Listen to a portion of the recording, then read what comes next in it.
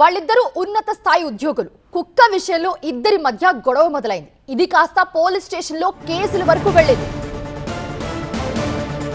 Breaking news. IFS అధికారి సుతన్ telecom director Nitika Singh మధ్య వివాదం చెలరేగింది. కేసుల వరకు వెళ్ళింది. ఒక కుక్క విషయంలో మొదలైన పంచాయతీ.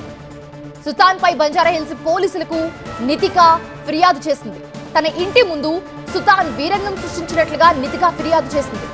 ఇంటి ముందు ఉన్న పూల కుండీని పగలగొట్టాడని చెప్తోంది. మహిళా అధికారిపై అసభ్యకర రీతిలో వేలు చూపించి మాట్లాడాడు సుతన్.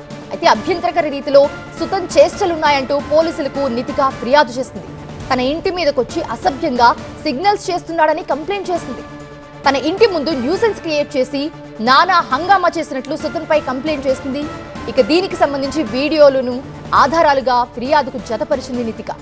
ఐఏఎస్, ఐపీఎస్ క్వార్టర్స్ లో ఎదురెదురిళ్లలో ఉంటున్నారు నితికా, సుతన్. నితికా ఫిర్యాదుపై కేసు నమోదు చేసి దర్యాప్తు చేస్తున్నారు బంజారాహిల్స్ పోలీసులు.